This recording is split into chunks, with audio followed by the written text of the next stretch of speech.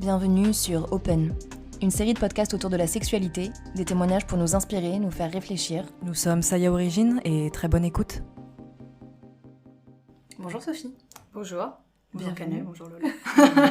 On se croit au Alcoolique Anonyme, moi je sais pas le dire, mais c'est un peu l'ambiance. Non, déjà merci d'être venue. Je suis hyper heureuse du sujet qu'on va aborder aujourd'hui. Et tu vas tout nous dire, je mets un petit suspense. Voilà.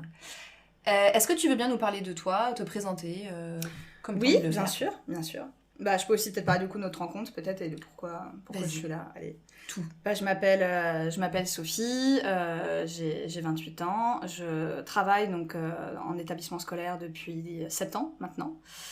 J'ai mis en place en fait un projet de sortie hors temps scolaire depuis mars 2014 qui a été mis en place pendant 1 an dans le collège dans lequel j'ai travaillé.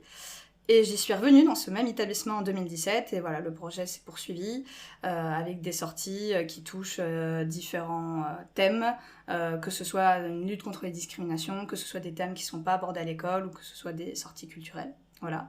Et justement, je vous avais contacté dans le cadre de ce projet, puisque je me suis aussi beaucoup intéressée à ce qu'on appelle le climat scolaire, qui est en gros tout ce qui fait que dans un établissement, un enfant se sente bien, et du coup qui crée en fait un climat plus propice au travail et à la réussite. Voilà. Et il y a plein de choses à faire, je suppose, sur ce sujet. Beaucoup, ça c'est un euphémisme. Et du coup, tu parles de sexualité avec tes élèves En fait, voilà, on a mis en place... moi, je me suis pas mal intéressée aux questions du féminisme, on va dire post-MeToo, post-Balance ton porc. Et je me suis rendu compte très très vite qu'en fait, ça manquait énormément dans les écoles. Et parce que ça manque dans les écoles, ça se répercute, nous, sur notre vie personnelle en tant que femmes, et notamment, bien sûr, dans notre sexualité. Et donc, on a mis en place un partenariat avec une association qui s'appelle Women for Women. Désolée pour mon accent anglais formidable.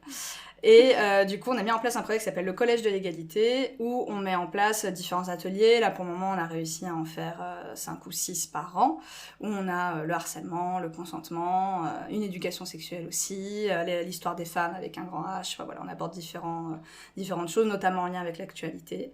Et voilà, et on a décidé notamment d'y parler de sexualité, parce que je suis en partenariat avec une autre association, enfin, une autre personne, mais avec qui on travaille aussi, avec son association, qui s'appelle Danielle Mérian, qui est la présidente de SOS Africaine en danger, qui lutte contre l'excision donc, dans les pays concernés, et aussi pour les femmes excisées en France. Donc l'association les aide dans leur démarche administrative, et aussi dans leur lutte pour se faire réparer, puisqu'il faut savoir qu'en France, quand une femme est excisée et qu'elle se fait réparer, ça donne un droit d'ouverture en fait à la demande de droit d'asile. Parce qu'en gros, le droit d'asile, on doit justifier qu'il y a un danger, comment je pourrais dire, soit la personne peut être tuée, ce qui est le cas. L'excision, c'est souvent ce qu'on appelle le crime d'honneur. Elle est soit tuée par son ex-mari, soit par sa propre famille qui l'a vendue. Soit elle prend le risque de se faire de nouveau exciser. Donc en général, voilà, le droit d'asile est ouvert plus facilement quand elles se font réparer. Donc voilà. Ouais, fou. Et du coup, ils ont quel âge tu vises tes élèves? Moi, je fais que des 3e, donc ils ont 14-16. Ok, 14-16. Sachant que la reproduction en général c'est plutôt en 4e, et on se rend compte que, enfin moi je me suis vraiment rendu compte à quel point ils ne savaient rien, ne serait-ce que sur l'anatomie féminine. On a fait une sortie cette année, alors avec l'association justement, on n'avait que 15 élèves, c'était prévu, il était prévu qu'on ait que 15 places. Et ça s'appelait « Et pendant ce temps, Simone Veil ». On est parti à une pièce de théâtre sur le féminisme. Et pendant ce temps quoi ? Et pendant ce temps, Simone Veil. Voilà. Une pièce de théâtre justement sur le féminisme qui était très très bien. Et donc qui abordait justement beaucoup le clitoris. Alors tu vois, quand t'es avec des élèves de 3e, tu te dis bon, ça va passer comment ? Bon, il y a des petits rires sous cap, mais ça allait.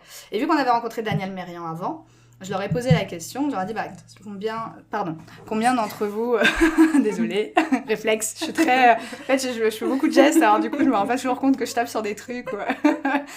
Et vu qu'on avait rencontré Danielle Mérian juste avant, et du coup je leur ai posé la question, avant cette rencontre, combien d'entre vous connaissaient l'existence du clitoris ? Il y a eu qu'une élève qui a levé la main, donc 1 sur 15. Faut savoir qu'en 2017, seul un manuel sur 8 d'SVT représentait correctement le clitoris. C'est une catastrophe. Donc forcément les élèves ne savent pas ce qu'est le clitoris. Ils savent pas ce que c'est que l'excision, alors qu'il faut savoir que 125 000 femmes sont concernées par l'excision en France, soit parce qu'elles l'ont subi, soit parce qu'elles sont menacées de le subir. En France ? En France. C'est 200 millions de femmes excisées dans le monde, c'est énorme. Mais alors, moi je savais pas que ça existait en France, ça. C'est bien sûr que qui le pratique. Bien sûr que si. Alors, en fait, c'est pratiqué, alors c'est pareil, il y a toute une légende un peu autour de l'excision, on pense que c'est pratiqué par l'islam. En fait, il faut savoir que ça a été d'abord pratiqué en Égypte par les Coptes. donc par les chrétiens d'Égypte. En fait, c'est pas du tout une question de religion, l'excision c'est vraiment une question de tradition, de culture, et c'est pratiqué encore dans beaucoup de pays, et même dans les pays qui l'ont interdit, ça continue à être pratiqué dans certains villages. Et le problème de l'excision, c'est les femmes qui fuient l'excision, donc qui arrivent en France excisées, mais il y a les petites filles qui sont menacées d'excision parce que quand elles rentrent au pays, la grand-mère les emmène, c'est ce qu'on appelle la sorcière. En fait, la sorcière, c'est une exciseuse et elles se font exciser. Il faut savoir que moi, le collège dans lequel je travaille, ma mère a été confrontée, parce que ma mère est l'ancienne directrice adjointe de l'établissement, elle est partie à la retraite depuis 10 ans, elle a été confrontée à des élèves qui, soit on a eu un fort soupçon d'excision, soit on l'a su. C'est-à-dire qu'on a su que l'élève ne voulait pas rentrer dans la famille de ses parents ou de ses grands-parents parce qu'elle savait qu'elle allait se faire exciser. Donc il y a quand même une lucidité déjà de certains élèves, mais le problème c'est que vu qu'on n'en parle pas, c'est extrêmement difficile déjà de le prévenir et puis d'expliquer ce que c'est, d'expliquer en quoi il est important de lutter contre. Si déjà en 4e, alors que vous évoquez la reproduction et la sexualité dans son ensemble, vous n'êtes pas capable d'expliquer ce qu'est le clitoris et quelles sont les mutilations génitales faites aux femmes, quand on sait pourtant que ça concerne 200 millions de femmes dans le monde, c'est qu'il y a quelque chose qui ne va pas. Et là-dessus, le système... Déjà, je suis d'avis qu'il y aurait beaucoup de choses à refaire dans le système scolaire, mais dans l'éducation sexuelle, déjà ça, je trouve que c'est une base qui n'est pas du tout acquise et qui est pourtant essentielle. Pour moi, c'est pas de l'éducation sexuelle qu'on a, c'est de l'éducation sur la reproduction, basta, et on apprend à mettre une capote sur un concombre, mais c'est tout ce qui se passe, quoi. Et encore, il y a des bails dans lesquels la sexualité, quoi. C'est pas pratiqué. Le problème, c'est que, en fait, dans la sexualité, moi, je vois les élèves ont une vision de la sexualité très... comment je pourrais dire, très liée autour de la pénétration, en fait. Voilà, ils savent se reproduire. C'est-à-dire qu'ils ont bien compris que voilà, la pénétration, éjaculation, il y avait fécondation, bidule machin, ça ils l'ont bien capté. Déjà la notion de plaisir féminin, elle est absolument pas abordée, mais absolument pas. Et c'est ce qu'on disait tout à l'heure, donc nous ce qu'on essaie de mettre en place avec l'association, je me suis rendu compte que les élèves ne savaient pas ce qu'était le consentement, ne savent pas ce que c'est qu'un harcèlement, ne savent pas faire la différence entre un viol et une agression sexuelle. Donc au final, si vous voulez, ce que nous on va vivre en tant qu'adultes, ce que moi j'ai vécu en tant qu'adulte, mais enfin je vous pose la question, je pense qu'on est toutes concernées pareil, c'est-à-dire le rapport hétérocentré, enfin très centré sur l'homme. Tu te retrouves à avoir un rapport sexuel avec pénétration, l'homme éjacule, le rapport sexuel s'arrête, tu n'oses pas poser la question, tu n'oses pas rebondir.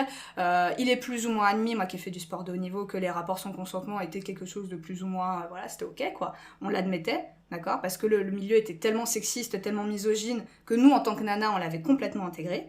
Et ça, c'est des choses que moi, j'ai vécues, que d'autres athlètes ont vécues. Mais je me dis, avec beaucoup de recul, tu vois, si je l'avais abordé à l'école, si j'avais su déjà ce qu'était le consentement, peut-être que moi, déjà dans ma carrière sportive ou dans ma vie de femme, j'aurais pu, tu vois, anticiper certaines choses, me défendre, réagir.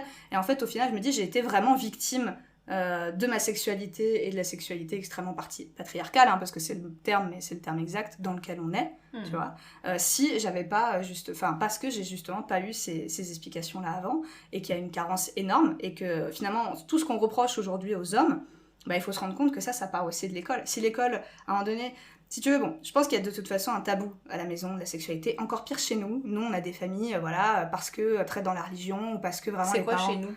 Là, moi, je suis dans le 93, je suis à Aubervilliers. Ah, c'est ça que tu voulais dire. Ouais, je suis à Aubervilliers, donc je suis dans un... c'est simple, je pense pouvoir dire, que 97% de mes élèves sont racisés, au moins, facile, 95-97% de mes élèves sont racisés, avec des cultures très très différentes, mais où je sais que dans la plupart des familles, on n'aborde pas du tout la question de la sexualité, et je pense que ça c'est pareil, l'école est là aussi pour combler ce genre de choses, sauf que dans les faits ça ne se fait pas, et que des problèmes de harcèlement, d'attouchement, on le rencontre en fait dès le collège et des fois même bien avant.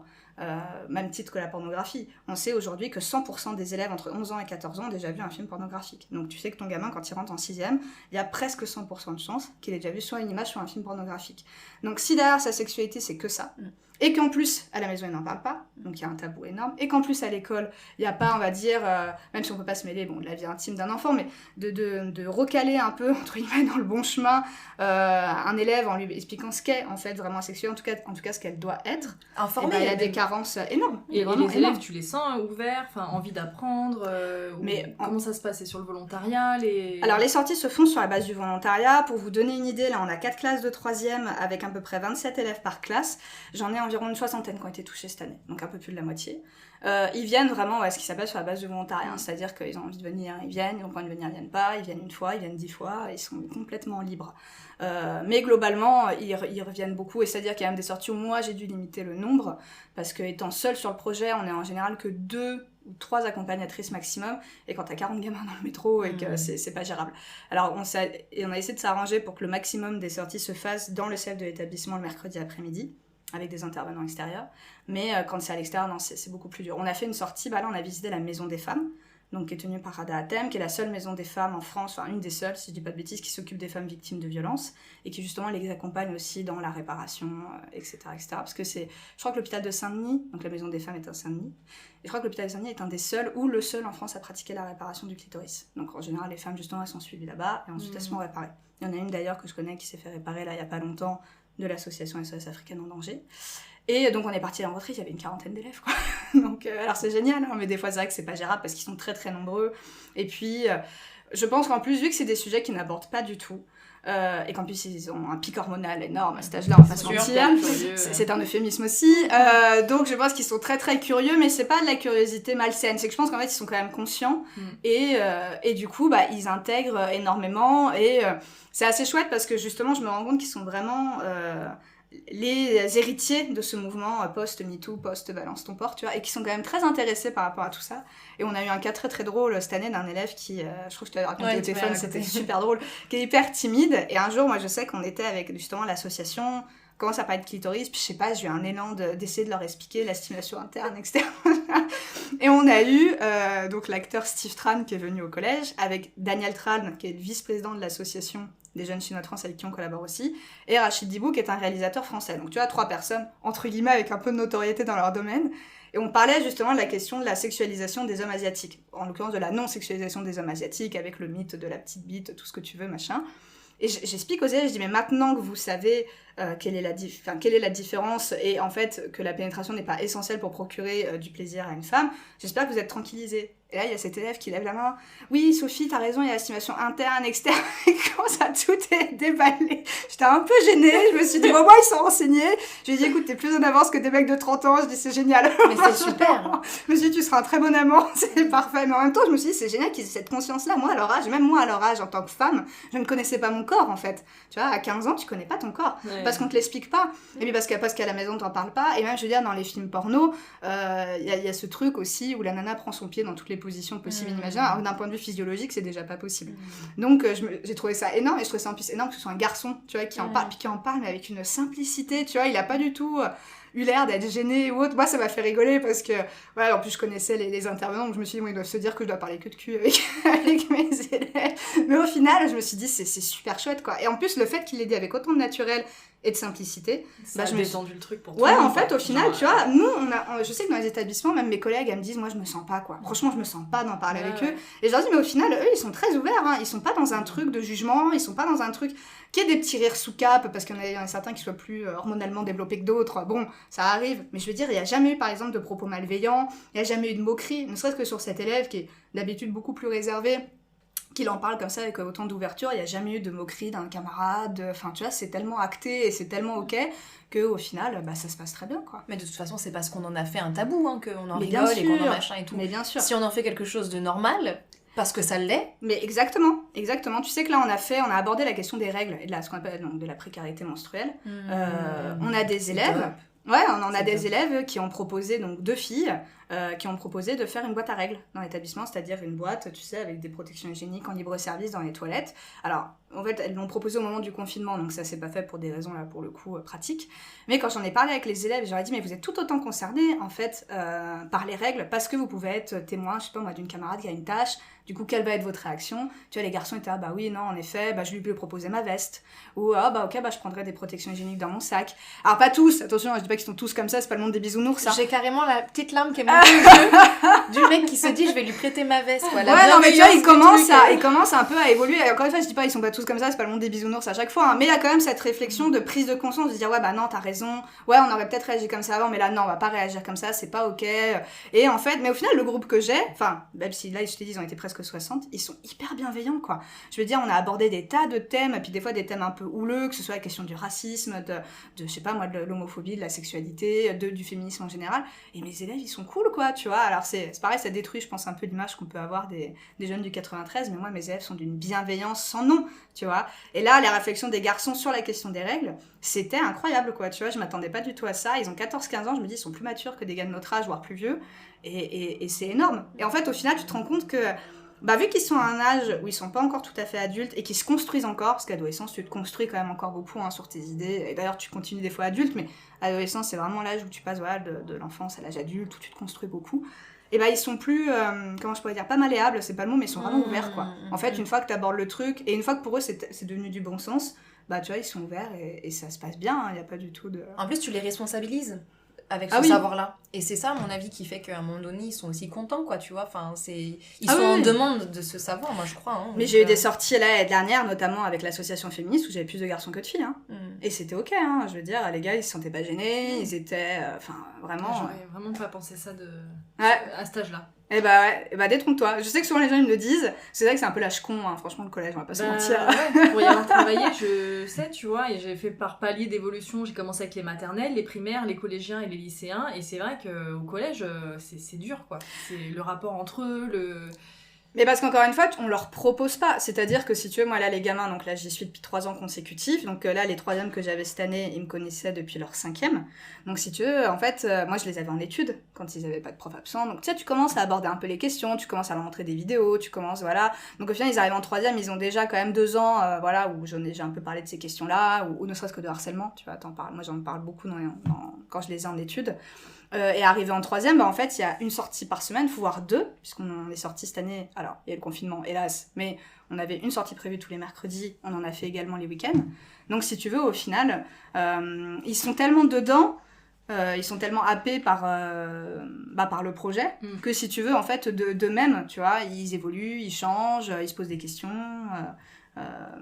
et voilà quoi. Mais moi c'est ça ce que j'ai envie qu'on précise, c'est que on a été voir un film avec Lola là qui s'appelle Mon nom est clitoris. Oui, on doit y aller avec les élèves d'ailleurs là pendant l'été. C'est pas vrai mais c'est génial. Ouais, on est en train d'essayer de s'organiser. Alors c'est compliqué parce qu'ils sont en vacances, mais on est en train de voir avec l'association justement pour que l'association aide un peu financièrement pour payer les places et essayer d'y aller avec quelques élèves. Et ce qui est très drôle, ça vaut quand on refaire rire, les 2 qui m'ont répondu pour le moment c'est 2 garçons. Marrant, hein. Bon après je sais qu'il y en a d'autres qui vont venir, mais là dans 3, il y a une fille et 2 garçons pour mais le nous moment. dans la salle on était heureuse de voir qu'il y avait des hommes seuls qui sont venus voir. Plutôt et de tout... Non mais il y avait de tout âge. Ouais, il y avait un couple à côté de nous, un couple de peut-être 70 ans, un truc comme ça. Hein. Il y avait c'était super. Des hommes seuls de 60 ans aussi, des hommes jeunes, tout seuls. Non, franchement, c'était... Mais il y a quand même une prise de conscience, hein, je pense. Mais je pense que de toute façon, pour que la chose change sur le long terme et plus vite, pour moi, il faut passer par l'éducation, ça c'est sûr. Parce que tout le monde n'a pas la démarche aussi de, entre guillemets, se déconstruire, reconstruire, tu vois. Même si aujourd'hui, ça commence à se développer avec certains comptes sur les réseaux. Moi, je vois dans mon entourage proche, des mecs de mon âge, c'est encore compliqué, hein, la déconstruction autour de ça. Puis on est dans une société qui les avantage tellement eux que je peux aussi comprendre que, tu vois, la démarche d'essayer de changer et de se remettre en question soit pas facile. Mais là, les élèves, vu qu'ils baignent là-dedans, en tout cas avec le projet, et certains doivent quand même aussi baigner là-dedans avec les réseaux et tout, au final, c'est avec eux, tu vois, je pense que ça va changer et que ça va changer d'autant plus vite. Ouais, je suis d'accord. Mais ma question, c'était... du coup, je parlais de ce film-là parce qu'après, à la fin de la séance, il y avait une petite question-réponse avec la réalisatrice. Et...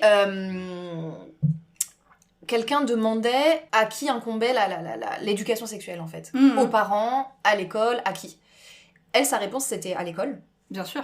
Je suis assez d'accord avec ça, moi, je suis même complètement d'accord. Elle disait qu'il fallait que ce soit extérieur du cercle familial, quoi. Mais surtout, ce qui était... Elle disait l'école, mais elle disait qu'en fait, là, dans les faits aujourd'hui, c'est-à-dire que c'est si le prof ou si la personne décide de le faire. C'est-à-dire que ça revient mais moi, j'ai au choix de la personne. Elle disait que c'était pas au prof de faire ça, justement. C'était quelqu'un... C'était son avis. Elle disait quelqu'un d'extérieur. C'était son avis. À laquelle C'était l'avis de la dame. Moi, ce que je veux savoir, c'est aujourd'hui, dans les faits, qui a la responsabilité de faire cette éducation sexuelle à l'école ? Alors, si tu veux, c'est un peu compliqué le système éducatif français entre la théorie et la pratique. C'est-à-dire que, par exemple, on a l'obligation... Par exemple, sur la lutte contre les discriminations, d'accord ? Tu as une journée contre le harcèlement, je crois que c'est le premier jeudi des vacances de novembre, tu as une semaine contre le racisme, je crois que c'est une semaine en mars, t'as toujours des trucs spécifiques à la lutte contre les discriminations. Dans les faits, ça ne se pratique pas du tout. Je veux dire, là, dans mon établissement, il n'y a rien. Pourtant, on est en plein 9-3, tu vois, je me dis, s'il y a bien un endroit où il faudrait s'intéresser aux discriminations, c'est chez nous, tu vois. Il n'y a rien qui est mis en place par l'établissement. Je sais que c'est le cas de plein d'autres bahuts parce que j'y ai travaillé. Donc, si tu veux, le problème, c'est qu'entre, comment je pourrais dire, la partie théorique et la partie pratique, les établissements font quand même un peu ce qu'ils veulent, tu vois. Et comme je te dis, il y a même des profs concernés par... alors soit parce que des élèves viennent se confier, soit parce que leur matière amène à parler de ce genre de questions, qui sont très mal à l'aise et qui me l'ont dit. Moi, c'est vrai que je pense que j'ai la chance déjà d'être plus jeune, donc les élèves peut-être, je sais pas, s'identifient plus facilement. Et puis si tu veux, ça c'est pareil, c'est très français. On est dans un truc où on a encore besoin de créer une énorme hiérarchie entre les élèves et les adultes, tu vois. On a encore besoin de se dire, non mais voilà, il faut être dans l'autoritarisme, il faut en gros soumettre les élèves à une certaine discipline, etc. Et au final, je vais te dire, quand tu collabores avec eux, ça se passe très bien. Là, ça fait quand même 7 ans que je fais ça, donc 7 ans que les élèves ont mon numéro, ça fait 3 ans qu'ils me suivent sur les réseaux. J'ai jamais, mais jamais eu un problème. Il y a des élèves qui me vous voient.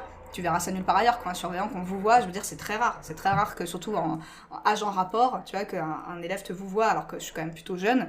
Donc, si tu veux, la notion de respect et la notion de distance, quand même, elle est actée. Par contre, en effet, oui, ils vont venir se confier plus facilement sur des questions comme ça, ils vont en parler plus facilement, mais en même temps, à un moment donné, il faut instiguer le truc. Tu vois ce que je veux dire? Si on est toujours dans la... Bah oui.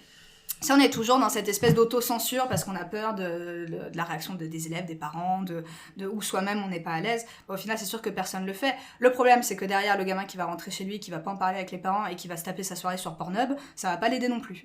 Donc, et c'est pareil, encore une fois, bon, je parle des films porno, il y a la notion de plaisir féminin, mais pareil, la notion de consentement, la notion d'agression sexuelle, enfin tout peut y être, tu vois. Donc si les élèves gardent cette image-là de la sexualité, forcément, encore une fois, arriver à leur propre vie sexuelle, ça va être biaisé, forcément. Donc c'est pour ça que je pense que le problème, c'est que si tout le monde finit un peu par se dire bon bah c'est pas de ma responsabilité ou je me sens pas de le faire, au final t'avances pas. Après moi j'ai choisi de le faire parce que je trouve que c'est important. Moi ça reflète, mais comme je te l'ai dit tout à l'heure, enfin je vous l'ai dit tout à l'heure, ce projet général reflète aussi mon parcours personnel, mais je trouve que c'est extrêmement important. Moi comme je vous l'ai dit, si dans le milieu du sport, moi qui l'ai énormément subi, j'avais su dès l'école, parce que pareil, moi j'en parlais pas forcément à mes parents, j'étais pas à l'aise, enfin, si j'avais su dès l'école qu'il y avait des choses, voilà, c'était pas ok, c'était pas possible, bah tu vois, peut-être que moi aussi j'aurais su mieux me défendre, peut-être que finalement tous les mouvements qu'on a aujourd'hui, les mouvements féministes, seraient arrivés bien plus tôt, parce qu'il y aurait une prise de conscience qui aurait été faite bien en amont, et là, au final, c'est pas le cas. Donc, on peut pas, je pense, en permanence, essayer de reléguer la responsabilité ou il faut le faire. Ça, c'est clair, il faut le faire. Il faudrait, idéalement, c'est clair que dans chaque établissement, une personne ou un intervenant extérieur prenne le temps de le faire. Là, c'est pareil, on a une journée sur le sida, ça dure une matinée. Puis au final, on leur parle de la sexualité pour leur parler des MST. Mais les pauvres, pardon. Mais je me dis, moi, en tant que personne à 14-15 ans, tu peux quand même envisager ta vie sexuelle, soit immédiatement, soit dans les années qui arrivent. La seule chose dont on parle, c'est du sida. Mais c'est horrible, tu vois. On ne parle pas de la contraception. Ou alors, pareil, la contraception, elle est très sur la femme, quoi, tu vois. La contraception, moi, j'ai appris une capote sur un concombre par l'infirmière de l'établissement. Voilà ce que je sais de la contraception. Oui, mais qui est masculine, du coup. C'est-à-dire que la contraception féminine, d'ailleurs, on avait calculé avec les élèves, il y a environ une dizaine de contraceptions féminines quand il n'y en a qu'une pour les hommes. Donc déjà, bon, en termes d'égalité, voilà. Et la plupart des contraceptions féminines sont hormonales ou, je sais pas, je pense aux spermicides qui peuvent abîmer la paroi du vagin. Enfin, au final, si tu veux... Ils avaient trouvé il y a la pilule pour les hommes qu'ils ont arrêté à cause des effets secondaires. Les pauvres parce que chatons. ça fait des boutons. Ils avaient des boutons, ils avaient mal au ventre, je sais pas quoi. Oui, mais c'est ça. Bah, comme nous, en fait, c'est les mêmes effets, quoi. Mais on en a parlé avec les élèves, j'ai dit là, c'est pareil, la question de la contraception, il faut une égalité. C'est-à-dire que quand tu vis, on en parlait avec les garçons étaient ok en plus, hein, là-dessus, je disais le jour où vous vivez avec votre nana, l'alarme pour la pilule, c'est sur votre téléphone. Je dis à un moment donné, déjà je pense que les femmes ont suffisamment de charge mentale, primo, et deuxièmement c'est du bon sens en fait, c'est-à-dire que c'est elles qui s'enquillent tous les hormones, hein, donc tu es mignon, tu mets ton alarme sur ton téléphone. Et tu vois, les gamins étaient, en fait pour eux ça vient du bon sens, mais c'est-à-dire que encore une fois, on en revient à ce qu'on disait juste avant, si tu fais juste la démarche d'en parler et de les ouvrir à ces questions-là, je dis pas que ce seront tous d'excellents amants, que la notion du consentement, la contraception, ça sera hyper... Mais ils auront, je pense, toujours cette petite voix quand même dans leur tête de dire « Ouais, mais j'en ai parlé au collège, ça, je sais que c'est pas ok, ça, je sais qu'il vaudrait mieux faire comme ça. » Donc au final, je pense que ça va finir par être instinctif. Moi, et même plus toi, dans... Non, mais c'est vrai. Vous viendrez au collège cette année, vous verrez à quoi il ressemble. Vous verrez que c'est cool. Ouais, c'est cool. Est-ce que tu sens qu'il y a des gens qui te suivent autour, dans le corps enseignant, Oula, dans d'autres établissements, écoute, alors... sur les réseaux, tu vois, que ça ouvre un peu le... Alors sur les réseaux, depuis le Bondi Blog, si quand même ça commence, là j'ai eu un article sur le Bondi Blog. Qu'est-ce que c'est le Bondi Blog ? C'est un média là qui est situé dans le 93 et justement j'ai eu un... Bondi. Ouais, j'ai eu un article du coup dans le Bondi Blog qui parle en fait du projet et c'est super chouette parce que c'est une journaliste, enfin t'es encore en école de journalisme qui m'a contactée sur les réseaux, qui m'a dit qu'elle voulait me rencontrer et proposer un article au Bondi Blog et formidable, ça s'est fait et c'est vrai que depuis le Bondi Blog, déjà moi j'ai récupéré plus d'une centaine d'abonnés sur Instagram. Ça peut paraître tout bête, hein, mais forcément, plus de 100 personnes, t'as plus de visibilité, t'as des personnes qui te contactent pour un projet. Toi aussi, tu te sens plus à même de contacter les gens parce que tu t'envoies l'article, voilà ce que je fais. Tu vois, parce que moi, j'aurais des mails qui faisaient 10 pages de long pour expliquer tous les partenaires qu'on avait, tout ce qu'on avait fait depuis 3 ans. Là, je me dis, bon, c'est bien, je fais un copier-coller de l'article, j'explique vite fait, et hop, ça va beaucoup plus vite. Après, dans le corps enseignant, pas du tout. Mais je pense, encore une fois, pas du tout, parce que je sais que ce que je fais est assez hors norme, tu vois, autant dans la démarche que dans le rapport avec les élèves, justement. Tu vois, moi, je sais que mes collègues, l'idée même que les élèves aient leur mail personnel, c'est un truc inconcevable. Moi, ils ont mon numéro de téléphone, ils ont mon mail, ils me suivent sur les réseaux. Et au final, j'ai pas du tout l'impression, j'ai jamais eu en fait même l'impression de manquer d'autorité ou de perdre en légitimité parce que j'avais ce rapport-là avec eux. Mais t'as un exemple très concret. En France, donc on parlait tout à l'heure du climat scolaire. Ce que je vous expliquais, c'est tout ce qui fait qu'on se sent bien dans un établissement et que du coup, on est plus propice à une réussite, à un bien-être ou un apprentissage. En France, seuls 45% des élèves se sentent bien dans leur établissement, contre 85% à l'échelle européenne. Déjà, ça te situe un peu le niveau de la France, tu vois.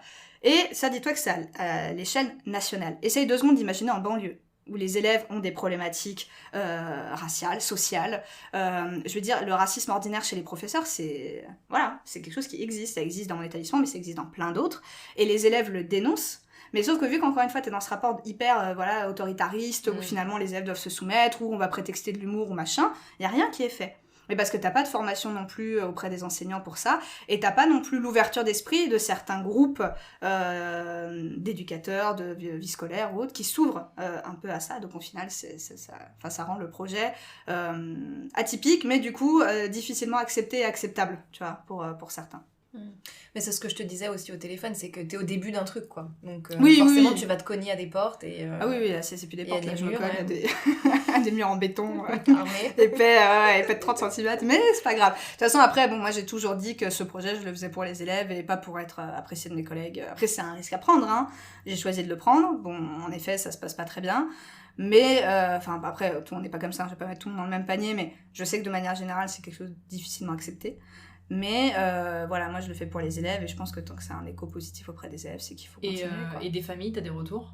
Non, parce qu'il faut savoir que c'est pareil, la plupart de mes élèves, alors pas tous, non je dis la plupart, mais une partie de mes élèves en tout cas, dans les familles ne parlent pas du tout français. Donc je suis pas sûre non plus que les gamins, tu vois, fassent de grands retours sur ce qui se passe. Il y a aussi un truc assez drôle, j'ai eu un élève une fois, le père était assez ouvertement misogyne, mais vu qu'il voulait venir ressortir avec l'association féministe, il faisait signer par sa mère. Donc c'est assez drôle, tu vois, je suis pas sûre en fait en effet que tous les élèves en parlent, mais t'as quand même en tout cas cette ouverture de leur parle, et après je sais qu'il y a des familles qui sont au courant, il y a des familles qui me soutiennent, mais je pense que c'est fait beaucoup plus dans l'ombre, quoi, tu vois. Je sais que c'est des personnes qui me soutiennent de loin, mais qui vont peut-être pas débouler au collège, dire combien ce que je fais c'est super, voilà. Puis faut pas oublier que je suis que surveillante. On a encore aussi cette espèce de distinction de hiérarchique entre les surveillants, les profs. Voilà, pour moi je suis reléguée un peu au fin fond de la hiérarchie, donc je suis pas du tout celle déjà qu'on a envie de mettre en avant de manière générale, mais encore moins je pense par rapport à mon statut. Et je pense que peut-être que chez certains parents c'est plus ou moins la même chose, mais pas parce qu'ils adhèrent pas au projet, parce que c'est vrai que je suis que surveillante, donc on est peut-être moins, je sais pas, il y a moins de reconnaissance qui se fait, ne serait-ce que par rapport au poste, mais ça c'est une théorie, hein, j'en sais rien, mais je peux imaginer. Et par rapport à des collègues surveillants justement dans d'autres établissements qui pourraient t'accompagner, enfin reprendre ce projet pour leur établissement ? T'en connais, Non, pas du tout. Après, il faut quand même savoir que c'est quelque chose qui demande du temps, hein. Je veux dire, comme je le dis d'ailleurs dans l'article, j'harcèle beaucoup les gens, hein. Je passe quand même beaucoup de temps à envoyer des mails, envoyer des messages. Après, c'est au petit bonheur la chance, hein. Des fois on me répond, des fois on me répond pas. Mais ça demande du temps. Faut savoir que moi je suis qu'à mi-temps, donc j'ai quand même une partie de mon temps dans lequel justement je peux consacrer ce projet-là. Et puis c'est surtout qu'encore une fois, vu que c'est quelque chose d'assez hors norme, je pense que si jamais des personnes voulaient le mettre dans leur établissement, faut pas le faire seul. Moi je me rends compte que c'est une grosse charge mentale parce que je sais que je suis très critiquée, je sais que c'est pas toujours bien accepté et autres. En plus le fait que je le gère toute seule, si ce n'est que j'ai 1 ou 2 collègues quand même qui m'accompagnent de temps en temps. Je pense que c'est vraiment quelque chose à établir à plusieurs, quoi. Ne serait-ce que déjà être 2-3, avoir un projet bien déterminé. Oui, là, je pense que ça peut marcher. Enfin, ça marchera même avec une personne toute seule, mais je pense que c'est beaucoup de charge mentale quand même, et que c'est pas plus mal de le démarrer à plusieurs, quoi. Mais après, si c'est un truc qui devient un petit peu plus connu et qu'il y en a dans plusieurs établissements, ce sera aussi un système de soutien, ça, quoi. Exactement, mais bien sûr, mais de toute façon, moi, c'est ce que je souhaite. C'est ce pourquoi, d'ailleurs, j'étais très contente qu'il y ait l'article dans le Bondi Blog. C'est que j'espère, moi, du coup, trouver plus de contacts pour les sorties ou être contactée. Mais j'espère surtout que ça va donner l'idée et l'envie à des personnes de le faire. Parce qu'en plus, au final, là, je vois cette année, tous les intervenants qu'on a eus, il n'y en a qu'une seule que j'ai rémunérée, et à juste titre, hein, c'était le cours de yoga, voilà, c'est son métier. Tous les autres intervenants, même ceux qui avaient quand même une certaine notoriété, ne m'ont jamais demandé d'argent. Ils sont tous venus bénévolement. On n'a rien dépensé cette année pour les sorties. Donc au final, je me dis, en plus, les personnes qui ont vraiment envie de faire bouger les choses, et il y en a, ne demanderont pas d'argent, ou en tout cas, ce ne sera pas une priorité, et ont vraiment envie de participer à ce genre de projet. Ça, là-dessus, je suis pas inquiète, parce que même au final, les musées, je pense aux musées qu'on a fait cette année, alors qu'il y avait des visites guidées payantes pour les groupes scolaires, et ben moi, ils m'ont accordé la gratuité parce qu'ils ont adhéré au projet. Donc au final, c'est que je pense que ça permet une certaine cohésion, et ça marche, quoi. Et du coup, toi, t'as aucun financement, ou est-ce que tu pourrais aller t'as des idées de où tu pourrais aller chercher ce financement-là, enfin... Alors, c'est un peu compliqué parce que moi, je travaille dans un établissement, donc certes, du 93, et certes dans un quartier, voilà, avec des problématiques sociales fortes, mais je suis dans le privé. Bon, même si privé dans le 93, ça veut pas forcément dire grand-chose. À partir du moment où on est dans le privé, les subventions, c'est beaucoup plus compliqué à obtenir parce qu'on part du principe que c'est à l'établissement d'aider. Sauf que moi, dans mon cas, bien évidemment, je ne suis pas aidée. Et du coup, là, on a eu l'idée avec un ami à moi qui s'appelle Najib, qui a un compte qui s'appelle Human Nudge, de faire une cagnotte en ligne sur une vidéo, parce que justement, c'est son projet. Un jour, on rencontre une vidéo, et d'essayer de récupérer de l'argent comme ça. Parce que justement...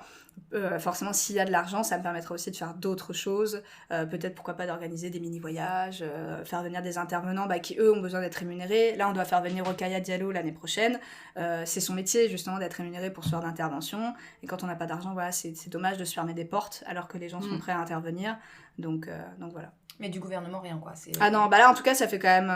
l'association a été créée officiellement il y a un peu plus d'un an, en mai 2019. Là, ça fait 1 an que je suis acharnée et que là, je continue. J'essaie, pareil, justement, il y a eu l'article du Bondi Blog, là, début juillet. Donc, j'essaie de relancer, mais ça a l'air d'être très compliqué. Comment elle s'appelle c'est ton association ? Oui. 80 trésors. Alors, c'est un jeu de mots, 93 Oui, faisons un petit appel en même temps à toutes les personnes qui pourraient venir participer à ce projet. Avec grand plaisir. Franchement, je suis très preneuse de ça. Ouais, participer et financer aussi, hein, parce que du coup, ce sera des financements... Comment on appelle ça, les gens internes ? Non. Solidaire. J'ai pas le mot. C'est les gens normaux. Mais... Les gens normaux. Les gens lambda. Les mécènes ? Non, c'est du financement public. Bon, je sais pas, en tout cas, c'est vous qui allez financer, d'accord ? Allongez les sous. Mais même sans ça, juste en parler. C'est ça, privé, bien sûr. Privé. Oui. Le contraire de public. Voilà, c'est ça. Oui. Non, mais si déjà il y a d'autres établissements, tu vois, qui tombent là-dessus, ça peut être top. Ah oui, non, mais ça c'est clair. De toute façon, moi, le but, c'est aussi à terme là, de l'étendre. Déjà, moi, j'aimerais bien l'étendre dans toute la Seine-Saint-Denis, mais en premier lieu, déjà dans la ville où je travaille, peut-être dans la ville où moi j'habite. Donc, moi, je suis d'Aulnay-sous-Bois, peut-être l'étendre là-bas aussi.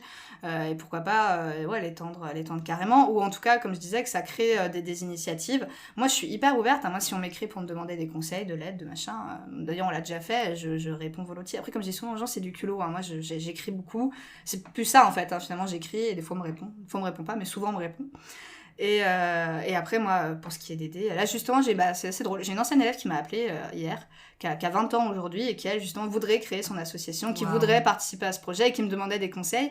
Et je me suis dit, franchement, j'ai tout gagné, quoi. Ouais, si je peux, même s'ils reviennent comme ça des années après, et même des anciens de l'année dernière ou de l'année d'avant, qui veulent faire venir l'association féministe dans leur lycée, qui se sont engagés dans leur vie lycéenne, qui eux-mêmes font du bénévolat dans des assos. Ils sont devenus sexologues. Mais je te jure, mais c'est impressionnant. Ils sont hyper, en fait, mes anciens, même les garçons, ils sont extrêmement engagés, même plus que certaines filles. C'est énorme, c'est super chouette. Et encore une fois, quand j'ai ce genre de retour, je me dis franchement, j'ai tout gagné, quoi.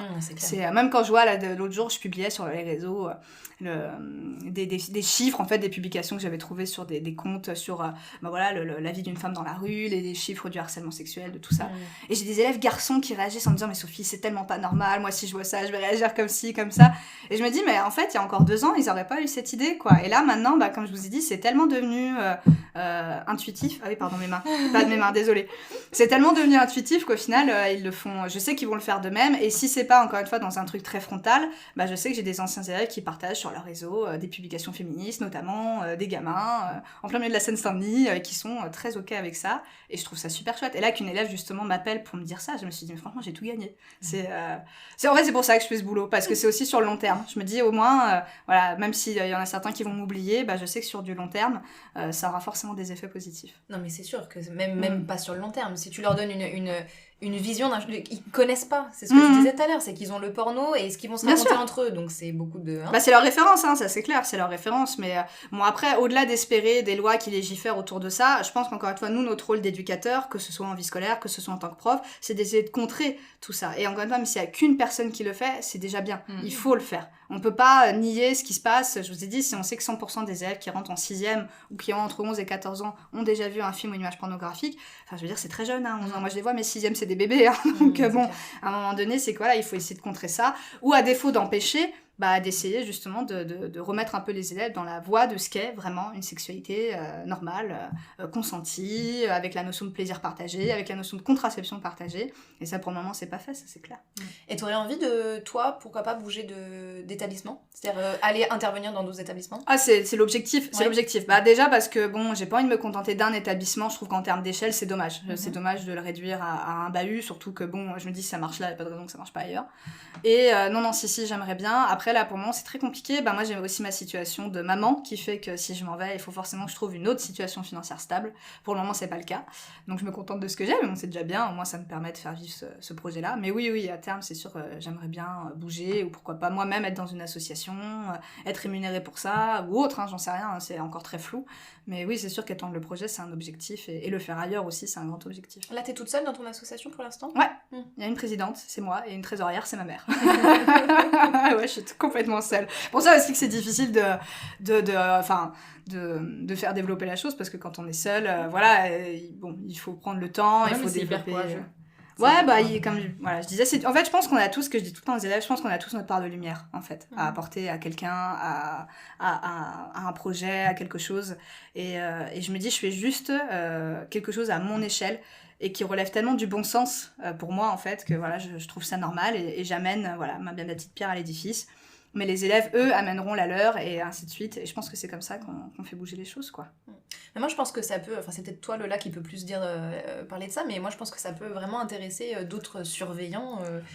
Enfin, ça peut inspirer vachement de parcours, quoi. De venir te rejoindre, de te contacter sur moi, les réseaux, je suis très preneuse, avec grand plaisir. Je voilà, demande que ça. Je demande que ça, au contraire. Et là, si t'as un petit conseil à donner je sais pas, aux parents qui nous écoutent, aux jeunes, aux éducateurs.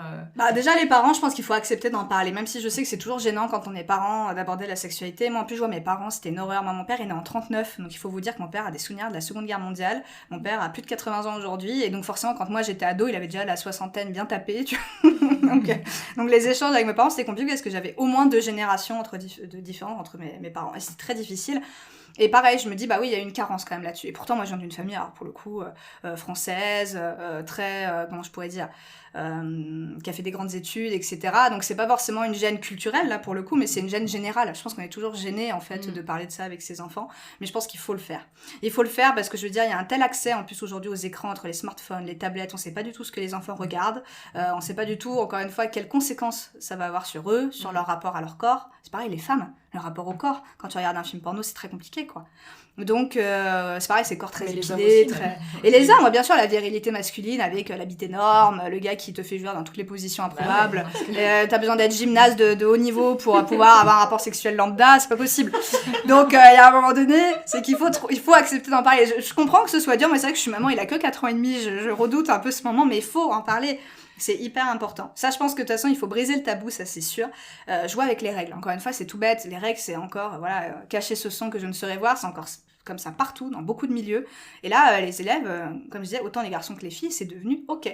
Donc, c'est qu'à un moment donné, il faut juste faire la démarche d'en parler. Et en face, vous aurez forcément une réceptivité parce qu'ils sont, encore une fois, à un âge où ils ont besoin d'en parler. Les seules infos, déjà, soit ils n'ont pas d'infos, soit les seules infos qu'ils ont, c'est souvent justement la pornographie, où ils savent comment faire les enfants. C'est tout. Donc au final, c'est quand même très limité et c'est pas possible, du tout quoi. représentatif de ce qu'est la sexualité. C'est clair, c'est clair. Ok, bien. Génial. Bien. Alors moi, je voudrais que tu redonnes le nom de toutes les associations que tu as citées, enfin tout ça, où est-ce qu'on trouve tout? Alors, il y en a tellement. Alors, les collaborateurs que j'ai eu cette année, moi j'ai passé Déjà ton compte peut-être. Oui. Mon compte, c'est Sophie-Milan, M-Y-L-A-N. Alors, Milan, c'est le prénom de mon fils, hein, c'est pas mon nom de famille, on me demande souvent, mais voilà, j'ai fait un truc mi-perso, mi-pro. Après, donc, il y a Women's for Women, comme je disais, donc, qui est l'association féministe. Donc ça, donc si on l'épelle, c'est comme ça. Alors, attendez, parce que moi j'ai un accent anglais monstrueux, donc je vais vous les plaies. Je vais vous les piler. Les pieds, voilà. le jeu de mots, le lapsus révélateur. Après, les actrices porno très épilées, donc je vais vous épiler. Les plaies, alors attendez, du coup, je sais plus, c'est H-U-M-A-N-S. Humans. Ouais, Humans. Ouais, alors tu vois, voilà, tout de suite, c'est beaucoup plus clair. Parce que Canel est bilingue. Ah oui, bah oui. Humans. Ah, humans. Parce que c'est vrai que moi, si je parle anglais, on comprend rien. F-O-R-W-O-W-E-N. C'est ça, de tête. Non, women Ouais. au pluriel. Ah non, j'ai oublié le M, ouais, c'est ça. W-O-M-E-N. Ouais. Ouais, c'est ça. Pardon, hein, parce que en plus, je suis pas auditive. Ensuite, du coup, il y a la JCF, donc l'Association des jeunes chinois de France, qui eux sont très très ouverts justement aux interventions à faire dans les établissements. Après, donc la prof de yoga, elle s'appelle Gaëlle, c'est elle qui a créé le concept Olibi, qui est le seul concept. Tu connais? Bah oui. Le yoga un peu partout là. Exactement, à moins de 10 € le cours. Et en fait, j'ai fait ça moi. C'est vrai? Ouais. Bah moi je l'avais contacté. Moi je l'avais contacté par hasard parce que moi j'étais intéressée pour moi. Et puis après je me suis dit mais par contre je pourrais aussi le proposer aux élèves. Et puis en fait c'est parti de là. Et elle était hyper intéressée par le projet, donc elle est venue dans l'établissement.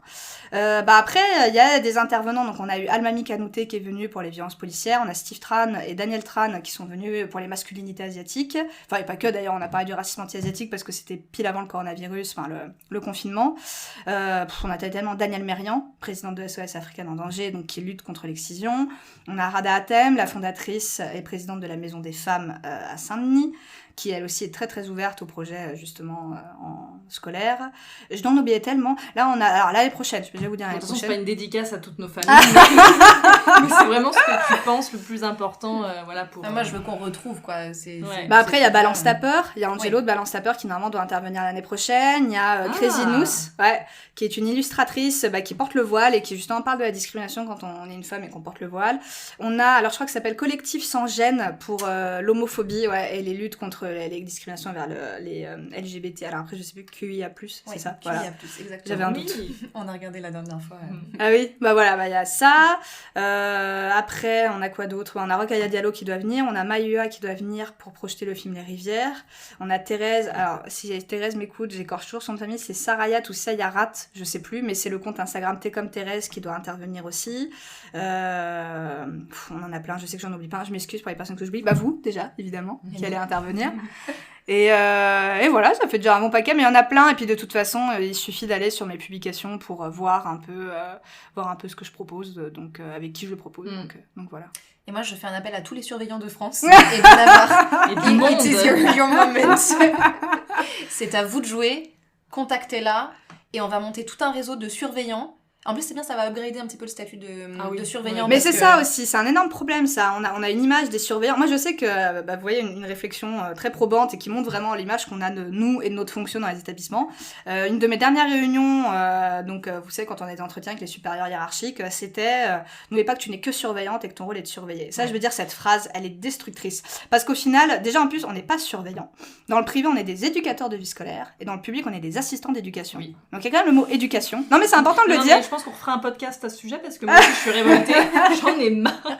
Non mais en fait on nous dénigre, c'est un truc de fou, c'est pareil, on a l'impression qu'il y a un lien hiérarchique entre nous et les profs, c'est pas le cas, on est au même statut, il y a rien du tout, enfin. On est petits larbins, enfin moi je le Exactement, mais je pense qu'il y a vraiment cette notion, on nous appelait les pions avant, il y avait vraiment cette notion de Mais voilà, il y a déjà ce problème-là. Si tu vois, quand on valorisera un peu mieux aussi ce statut-là, peut-être qu'aussi les surveillants auront envie de mettre en place des choses. Là, on n'est pas du tout valorisé.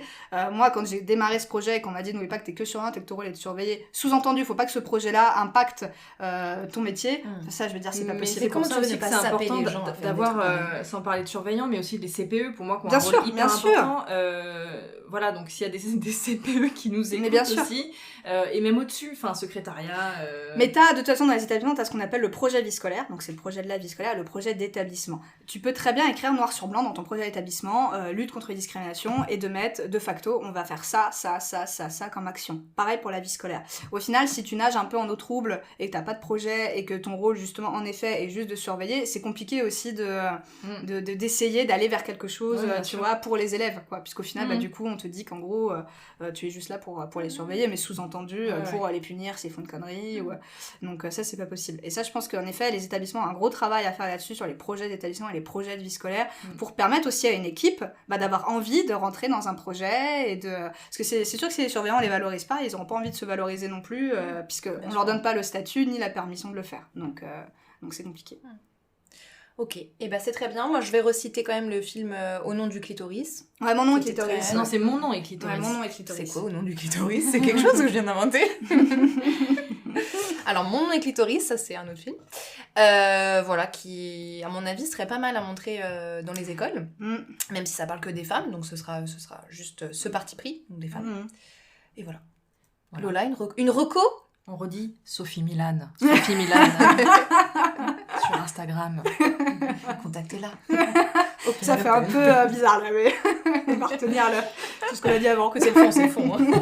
Non, en tout cas, merci beaucoup. Moi, j'ai trouvé ça hyper intéressant, hyper riche. Et puis, ça change en plus. Ça fait, on voit des choses un petit peu nouvelles. Donc, ça, c'est chouette de pas juste parler de notre sexualité aussi, mais de parler des plus jeunes, de l'éducation. Enfin, c'est hyper important, quoi. Encore une fois, comme je disais, de toute façon, notre sexualité est inhérente aussi à ce que de toute façon on apprend ou on n'apprend pas à l'école. Bien et sûr. ce qu'on nous montre et ce qu'on nous montre pas, ça c'est évident. Merci beaucoup, Sophie, c'était super. Ouais, avec plaisir, et pour moi aussi, vraiment. Top.